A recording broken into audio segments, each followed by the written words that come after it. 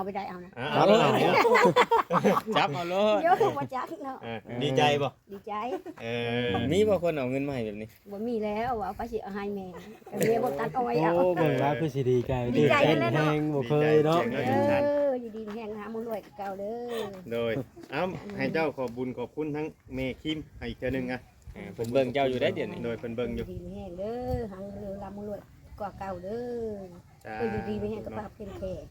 ก็เบิ่งให้แย่แมงใหม่ๆก็จ้าทุกดีไม่แห้งใช่ก็มีความว่า รู้สึกว่าตื่นเต้นแฮง ตื่ เดี๋ยวน เต้ นี้ นแล้วแม่ไม่เคยได้เงินจักเด้อซื้อเลขก็มีถือจักเด้อจังว่า ลูกเคยแล้วบ่นี่ อืม ลูกสาวได้อยู่ใช้ลูกสาว ต่อยไข่แดง สองใหญ่เลย เอาไป นั่งอยู่พกมาบ่อันผู้ตัดเด็บน่ะบ่ พ่อผู้ท้องใหญ่เลย โอ้เพิ่น โอ้บ่ เพิ่นท้อง อย่าลืมกดติดตามเพื่อเป็นกำลังใจให้ผมด้วยนะครับทุกคนขอบคุณมากๆครับ พี่น้องเวลาก็ค่อยคำลงแรงพี่น้องเอ้ยเปิดภาพขึ้นก็ได้สิมาเบิ่งพื้นที่สิตั้งเฮือนได้บาทเพิ่นสิตั้งบ่อนใดพี่น้องเอ้ยเฮือนพ่อตู้โสมแม่ของเอ้ยมด แม่ตู้โสม แม่ตู้ต้วม แม่ตู้ตัวม นั่นเด้ แม่ตู้โสมลูกแม่ตู้หยัง อ๋อตกโชคล้นทับงูเป่าตาแล้วกะวิทย์เคาะวิทย์เข็นบาทนี่นี่พ่อแพทย์เฮือนนะมันหอมไปตัวเวียงเวาวนะ โอ้ใหญ่อีหลี พื้นที่หอมไปเพราะว่าเฮือนตัวเวียงเวาวว่าสิตั้ง10คูณ การ7x10 7คูณ10บ่ธรรมดาได้มันเลยหอมไปเดินได้ยับเล่าหนีเพิ่นว่าย กเล่าไปพุทธ ปอดตะโพดโพหมกโมหมกแต่งอะไรโชคล้นทับอะไรเนาะ แม่น เอาคนมาเยี่ยมลายแท้นะ โตโดนครับ ไปสัมภาษณ์รับไป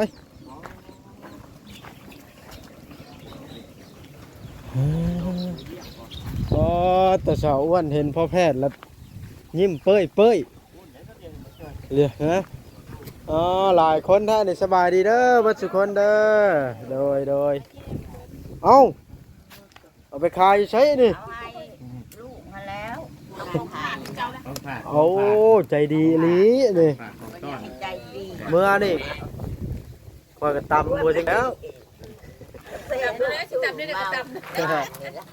โดยมีแต่ว่าอันนี้คลิปนี้เฮาอยากให้ทางเงินเมตู้กับประตูนี่ขอบุญขอบคุณทางเงินแม่คิมเพิ่นจากอังกฤษนี่ที่ว่าเพิ่นออกค่าใช้จ่ายค่าหืดค่ายาให้เนาะมีแต่ว่าขอบใจเพิ่นนะฮะไปพรในเพิ่นนะ แห้งเด้อบ่ให้เจ็บให้ไข่พยาธิโรคค้าบ่ให้มีเด้อตื่นมาเช้าให้ละเงินละทองกองละนื้อเด้อลูกเอ้ยจะมันจะยืนเด้อให้ข้างให้มีมาช่วยแม่นี่ล่ะเด้อจ้าทุกอย่างไปอยู่ดีไปจับไข่ เขาเป็นหัวเขาไปมือแบบนี้ว่าเป็นลูกเป็นเต้าไปแล้ว ถูก มาเบิ่งมาแย่งแม่นี่แหละ โดย คือนี่แล้วกินยังไงตรงนี้ มาสัมภาษณ์ดีกว่าให้ใช้เบาติ่งนะ ยังก็ได้ ผู้นั้นบอกว่าติ่งนะบอกผู้ใด บ่มีนำ บ่ได้มาบอกว่าติ่งนะ โดยอย่าทีมงาน เป็นโตเด้อ จะพาเขา เบิ่งอย่าวาดภาพเด้ เฮียบอสเราจะพา ตกลงกันได้แล้วว่าประตูสิตั้งหลังนะว่างใดเฮือนชานนี่ ทำลูกแล้วลูกจะเห็นในทางเห็นละ ลูกเขาไปบัตรบัตร เป็นไหนนายแค่มาได้แค่บ้าอยู่บนเบิกตะมัน ขออนุญาตถ่ายรูปอันนี้เด้อ โดยถ่ายได้ค่อยแห้งถ่ายหลายแล้วให้เลย คอยถ่ายเอาเจ้า โดย ไปดูตานะ ย่า เจ้าน่ะแล้วเห็นเลยป่ะเห็นแล้วแย่ ตู้ดีแล้วผู้ตายแล้วมัน โดย วิตายแล้วบัดนี้ฮอด100 แค่มือวางกันทีมือเขาว่าแต่เขามาหาพวกเขาแต่เพิ่งพันโอ้ย ขอบใจให้กินใจ ตัวที่พวก มาฮอดบ้านเฮากะจังได้มาฮอดพี่มาส่งเอ้ยหมดเด้มาส่งเอ้ยหมดกับผัวแล้วนะ มาแล้วมาเห็นพอตู้นอนห้องน้ำนี้มันอันตรายเพิ่นว่าแล้วก็บ่สุดคำเพิ่นเว้าซ้ำงูกระเป๋าตา โดย อยู่มานี่เท่าไหร่ปีแล้วเนาะ อยู่เจ้าละ3-4 ปีแหละเนาะมามื้อนี้ก็เป็นกันว่านนี่พวกกูลุงปลูกเก่งจะปลูกใช่ แม่น ฮะ โอ้น้ำยอดในบ้านดงมึงงิ้วแล้ว อัน นางมด ผัวนางมดนะแม่นคนไทยเด้อนะคนไทยก็จอยนะพ่อแม่เราอยู่ไทยแต่เรามาอยู่พี่แต่ยังน้อย เราเป็นคนลาวบ้านนะแม่นมาเอาเมียอยู่พี่นะทำอิฐนะแล้วเราใบย่ายมาอยู่น้ำเมียเลยตะกี้พุ่นหรอก โดย บ้านเฮาจนเท่า ได้จะเกินยายนะยายไปนำ ยายใครมา แม่นนะ แต่จะไปใช้ ได้ชาวอ้วนเดี๋ยวพาไป โอ้ยอย่าได้อย่าได้ ค่อย อย่า เว้า อย่า ค่อยเว้านี่คันเจ้าเจ้าคนนั้นน่ะไปซวยเอ้ยคนดีกว่าตากับบ่เฮ็ดบ่นั้น อย่า บ่แม่นแล้ว บ่ อ่ะ ยันว่าอันนั้นนี่ก็บ่อันอยู่ผู้เดียวเช้าๆอยู่ เราจะให้น้ำกินน้ำใจเราค่ะ แบบว่า ได้ใครมา นี่ได้ฉันพาไปลางกันเดียวว่าสิไปอันนั้นบ่ได้แม่บอก ผู้พาประตูนี่ไปบ่ คอยบอกผัวก็บ่มีคอยว่า ไม่แดง อยู่น้ำลูก คืออยู่ผู้นี้ คอยว่าอย่าปากเด้อแม่แดงเอ้ยไปทางกูนี่แหละลูกเอ้ย ผู้ไปเผาอันนั้นนี่ โดย ผู้ไปเผาเจ้านะเขาหมอนะ แม่แล้ว เพื่อนรังน่ะน้อยนี่ผัวตาย อยู่น้ำลูก อยู่น้ำลูกกะเขาลูกพายพัวมันบอกกุ้งอยู่กุ้งกินลูกเอ้ย ผู้ไปน้ำเจ้าหันได โอ้แม่บอกล่ะแม่แดง โดยแล้วอยู่เพื่อนสองคนกับหลาน อันนี้พอตูบนะ ไปละนั่นพาเดินกำลังนี่พาเฮือนกันเร็วเห็นน่ะพาไปนี่น่ะไม่สอดไม่หีเฮานี่น่ะ โดยป้าไปเบิ้งในเฮาก็ได้ ไป เนาะไปบ่แพทย์ เป็นแต่ไปเบิ่งอยู่ไหน ไปจู้ กันว่าผัวแล้วตายเนาะเดี๋ยวนี้เราอาศัยอยู่กับ อยู่กับลูก ลูก 2 คนบ่ ลูก2คนลูกเขยลูกสาว ลูกเขย มาหาพวกกุ้งกินลูกเอ้ย ตอนนั้นเขาผู้ถอดสัมภาษณ์เอกมันเขาชื่อมันจะบอกให้ มันบอกให้ ให้พังดอก อ๋อ พ่อพังได้พ่อพังอยู่ ไปซะนะมาบ่ โดยท่าน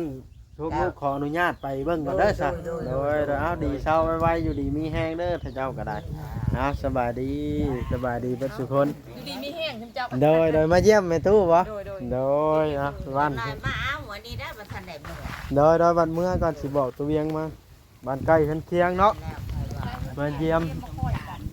โดยต่อพี่น้องเว้ยปั๊บไปเบิ่งพี่น้องเลยแม่ตู้ผู้ที่ไปน้ำเพิ่นว่าตัวยังมีเงินก้อนโตไปเซอร์ไพรส์เนาะต้องไปเบิ่งเนาะพ่อลูกแพทย์น้ำจิตน้ำใจเพิ่นว่าไปเบิ่งน้ำกันว่าสิเท่าไหร่โยได้ยินตัวยังเราอ่ะได้เงินก้อนโต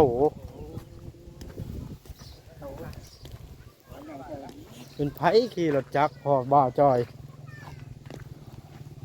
ฮะ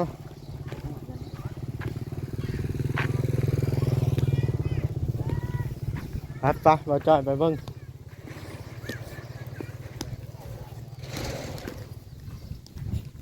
นี่ละทางอันนี้เป็นเฮือนแม่ของเอื้อยมดหลังนี่เล่าเพิ่มเป็นหยังอันนี้ประตูนี่เนาะอยู่กับไพ่ประตูนี่ลูกหลานบ่ฮะอยู่ผู้เดียวโอ้ลูกหลานไปไทยเนาะฮะโอ้ไปพากันเบิด ฮะนี่พุ่นอยู่น้ำตัวเวียงพุ่นฮะ จะอยากรู้จักถาม เด้อโดย นั่งส้นห่มยามแรงอัน แม่ นี้ นั่นเย็นเด้ ไปเอ้าคือลงมาแล้วนะเอามานั่งเตียง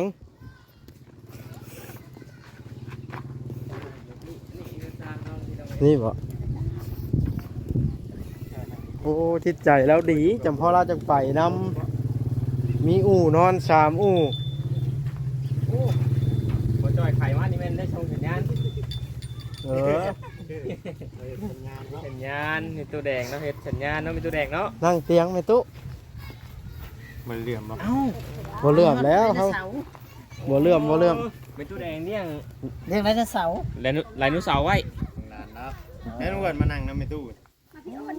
นั่งเป็นหมู่ในตู้นี่ มาลุ้นกันเนาะ มารุ่นกัน ว่าสิมีหยัง ว่าสิมี เป็น หยัง ตู้แด เซอง ร์ไพร ก็ ส์ ชื่อแล้ว เป็นตู้แดง ตัวแดง จักปีเจ้าในตู้ 5 ปี 50 50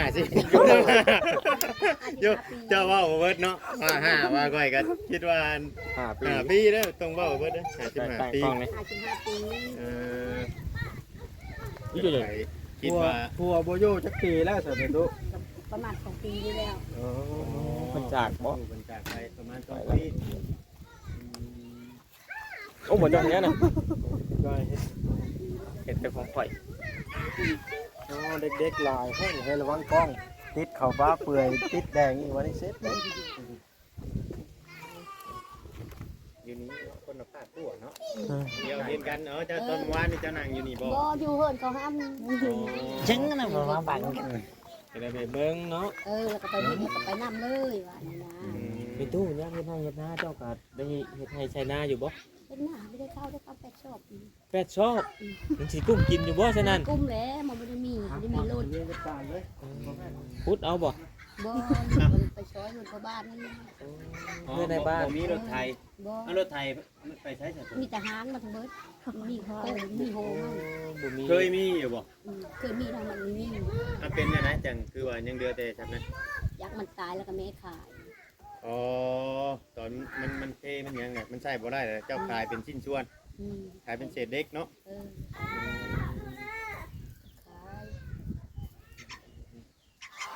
ขาย แต่ละมื้อเจ้าอยู่น่ะไผไปหากินหาอยู่น่ะแม่ตู้แดง ไปหาเองแล้วไปหาก็แป้งมาแล้วก็ขาย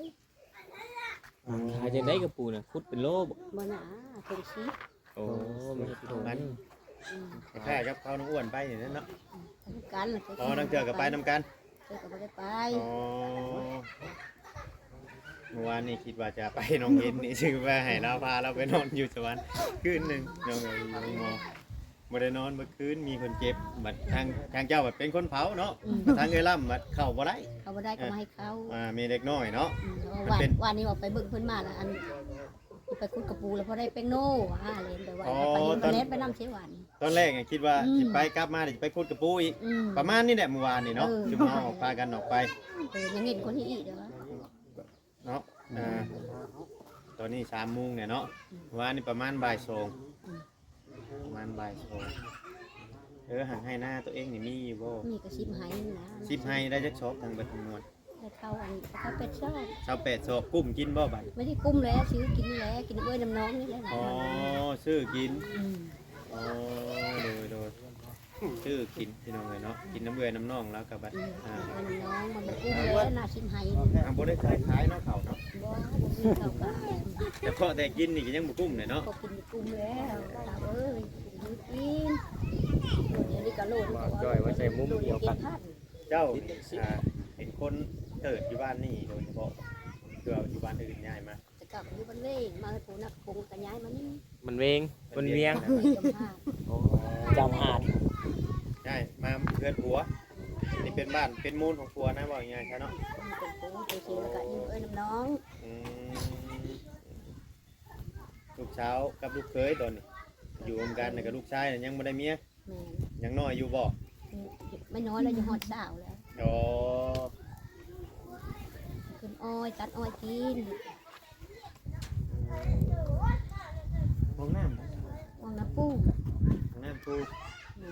อ๋อคือว่านี่แบบทั้งนั้น บ้านนี้เด็กน้อยหลายเนาะหลายครับมาเบิ่งครับบ่เคยเห็นเนาะ แต่ว่า ผมบ่เคยเห็น สิได้บ่มีขนมมาให้เขาเนาะมุด แม่น โอกาสหน้ามันบ่ มาแจกขนมเนาะ นี่ของเจ้า การนั่ เพิ่ ง นบ่ วะ เคยเห็นแถวนี้นะเพิ่นบ่มีคอย YouTube เข้ามา แม่น บ่ได้เรียนตามในตู้เป็นโฮมนะ ก็บ่จอดแจ้งครับ แจกอันนี้ผมบ่เจอ ตอนนี้ลูกเต้าไปทางใดสามีตู้แดง เอามือคนโผล่มาแล้วถ้าเขาลูกเคยเขาเป็นสาว ทางเบิดทั้งมวลมีลูกจักคนทางเบิด 5 คน 5คน คน ลูก5คนเมื่อสร้าง ได้ ครอบ 2 ครัว มี3สั่งก็โผล่มาแล้วเขาไปลูกมันโผล่มาแล้ว อืม ตัวนี้แหละไปได้มืออยู่นะแม่คุณชายล่า อืม เอาเมียมาเฮือนเนาะ ยังไม่เอา ยังไม่ได้เอาแต่ละ โอ้ยังเฮียนอยู่บ่ บ่ไม่ได้ยืด เลิกเฮียนแล้ว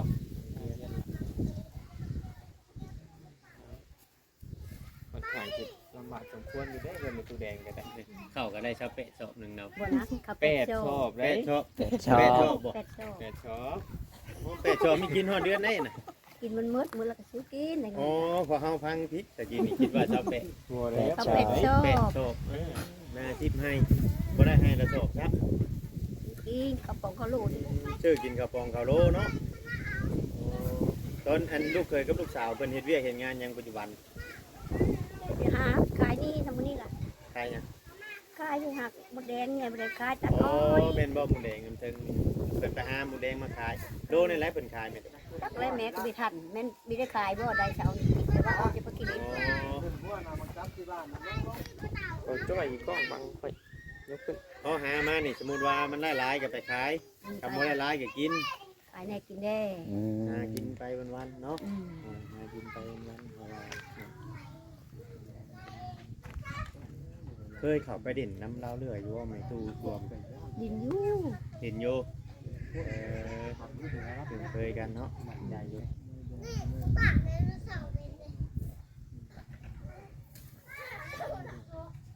เราตกใจพี่น้องเมื่อวานนี่คิดว่าเกิดเรื่องเกิดแล้วก็เลยเดินไปเบิ่งแล้วก็เราไปน้ำน้องเนาะ ยันว่าคือว่าเลิศเนาะเลิศเนาะ ถอยบอกแล้วถอยให้ไปตู้กันประตูกันโสมนะถอยออกยานว่าเรายางซ่าเลยตั้งแต่งูมันลอยมา เออ นะ จูงผูเราเล่นเนาะเป็น ไปคิดว่านั่นบางคนเข้าไปเด็กไปหัวน้ำเล่าอีกไปใช้เด็กใช้ยังไปผมเลยงูเด็กยังไป ยันว่าหาคือ ตั้งเถื่อมันนั่นเนาะว่าได้แล้วนั่นแล้วอันนั้นอยู่บ่พากันอันนั้นคือว่าเพื่อนติดกันมานี่มันญาติพี่น้องกันบ่ได้บ่ เลือดปู อ๋อ กระสีมากเลยเฮ็ดเฮือนใหม่เด้อ เป็นมากบ่ ลูกเราไปไทย อ๋อเพื่อนเป็นมีลูกไปทำงานอยู่ไทยกับอะไรเน่เนาะอะไรเน่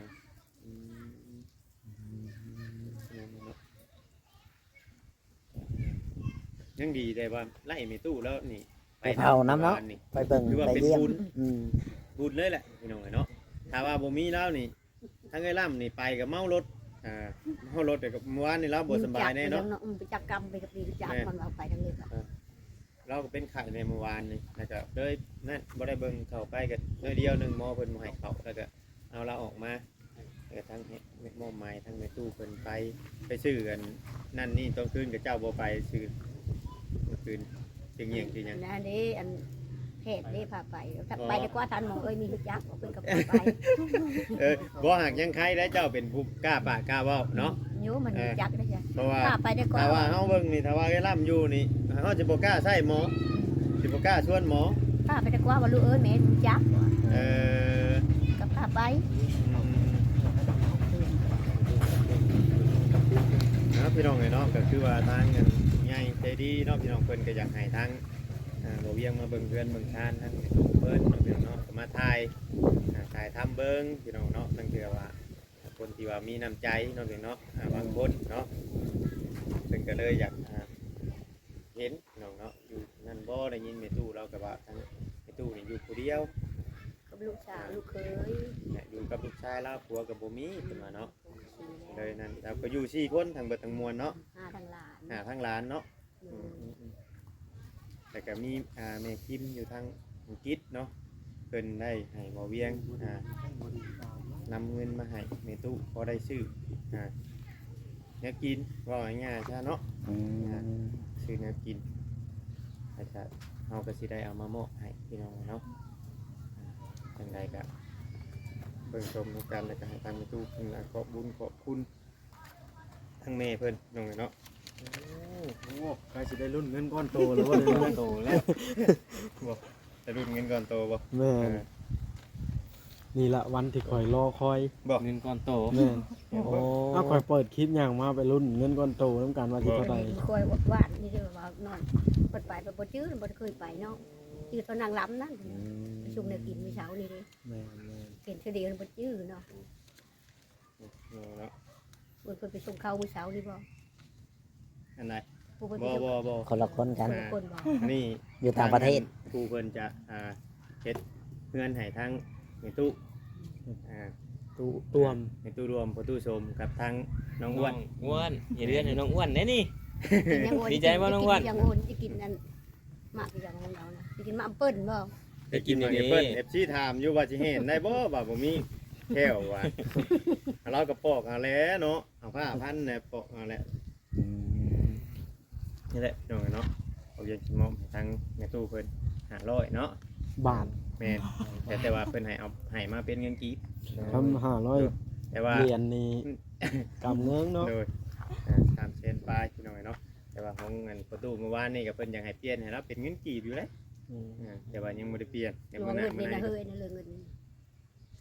ก็เฮ้ยนั่นเรื่องเงินนี่นะ เอาให้เจ้าชื่อนี่นะเจ้าสิชื่อหยังก็แล้วแต่เจ้า ไปซื้ออยู่ซื้อกินบ่ ให้เจ้าใช้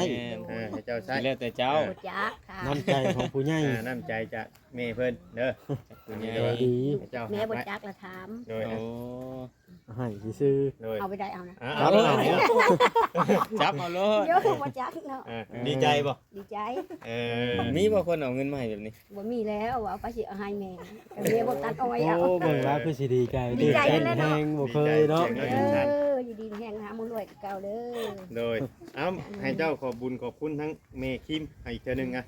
เพิ่นเบิ่งเจ้าอยู่ได้เดี๋ยวนี้ โดยเพิ่นเบิ่งอยู่ ดีแห้งเด้อหังเรือลำมื้อรวยกว่าเก่าเด้อ จ้า อยู่ดีไม่แห้งก็ปรับเป็นแข็งไปเบิ่งให้แย่แมงใหม่ๆก็จ้าทุกดีไม่แห้งใช่ก็มีความว่า รู้สึกว่าตื่นเต้นแฮงเดี๋ยว เต้ นี้ นแล้วแม่ไม่เคยได้เงินจักเด้อซื้อเลขก็ไปถือจักเด้อจังว่า ลูกเคยแล้วบ่นี่ อืม ลูกสาวได้อยู่ใช้ลูกสาว ต่อยไข่หมูแดง ของใหญ่เลย เอาไป นั่นดูพวกมันบ่อันพูดตัดเด็บนะบ่ พ่อผู้ท้องใหญ่เลย โอ้เพิ่น ท้องบ่ เพิ่นท้อง นั่นแหละปลาท้อง เอามาเบิ่งดูคนท้องนี่ โอ้ย เค เจ็บ ย ตี นั่นไหน นี่แล้วเนาะ ท้องแล้วเข้ามาดูเราไปแยกกันหมดแดงบ่ เอามาแต่ไงไข่หมูแดง มันจะเงี้ย มาเดี๋ยวมาปล่อยไว้กุ้งม่วงต่ออีก ทำเป็นทั้ง หน้าหน้ามาพี่ละหา อย่าแล้วนายกับผม อาจจะจบคลิปก็ได้บาทนะ ครับเริ่มเหมือนได้ปลาในตัวแดงผมมุกกับใจไม่ตู้ละลายที่ เสมอ ที่น้ำใจเนาะ ยังดีพี่น้องได้แม่ตู้แดงเมื่อวานนี่ที่ว่าไปนอนอยู่น้ำห้องวัดห้องหมอเฮากะซอยยังบ่ได้เฮากับบ่มีเงินมีคำทางบ่วัดเองก็ได้เนาะมีแต่ว่า